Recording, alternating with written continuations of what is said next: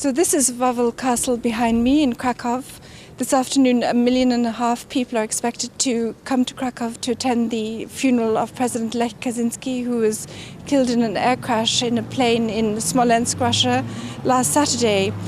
President Obama has cancelled the trip allegedly because of a cloud of volcanic ash. You can see above Krakow the skies are completely clear.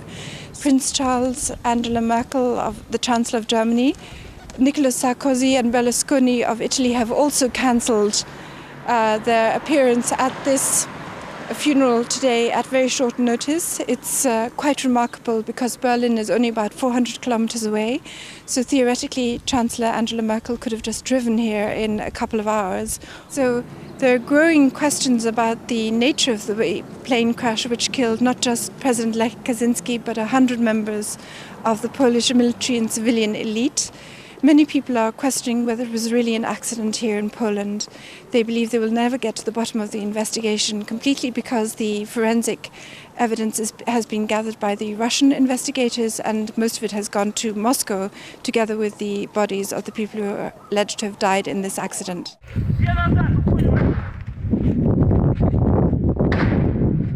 So gunshots can be heard in a video that was shot immediately after the plane allegedly crashed in this piece of wood in Smolensk.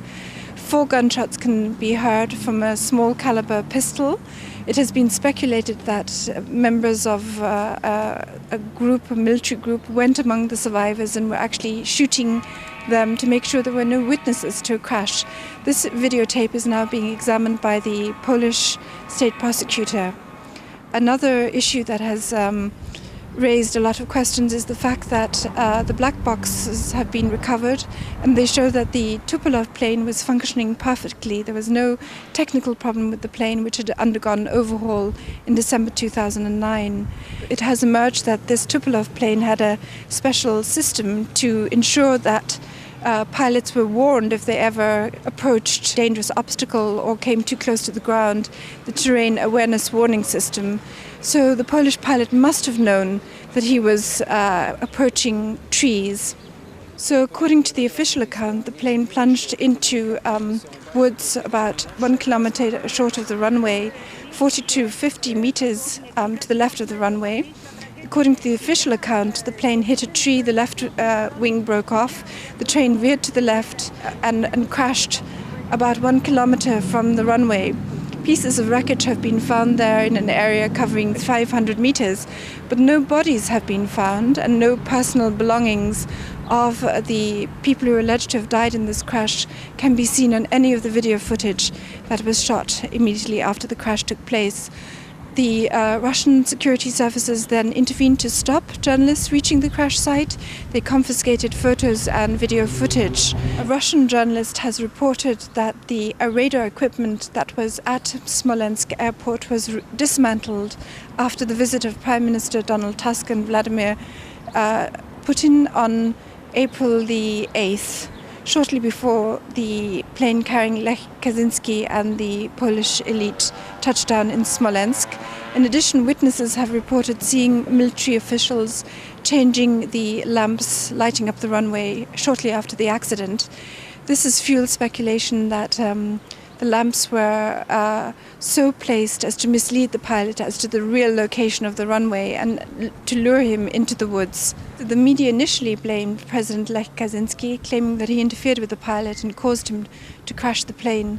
However, voice recordings recovered from the cockpit show that nobody interfered with the pilot and caused the crash by pressuring the pilot to land.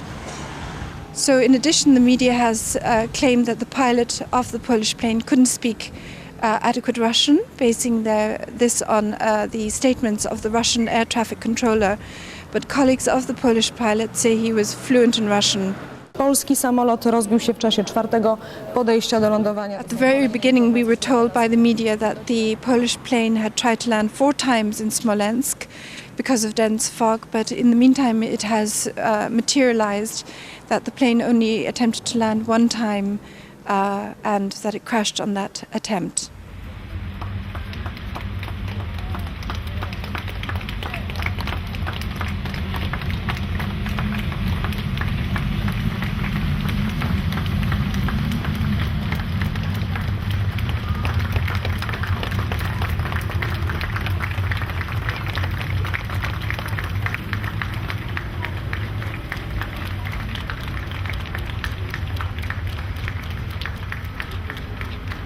So when we take all these facts together, a likely scenario is that the pilot approaching Smolensk airport was given false information about the real location of the runway and lured into landing in the woods close by.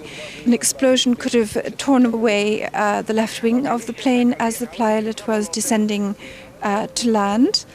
When the plane crashed in that part of the woods, a small group of individuals could have gone through, killing the crew on board.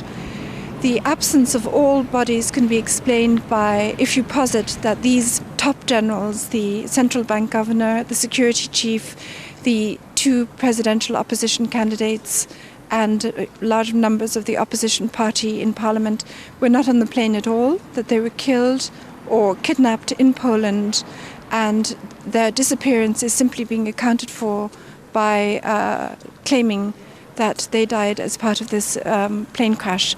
These are the questions that many Polish people are now discussing on internet forums, on blogs, and also here on the street in Poland.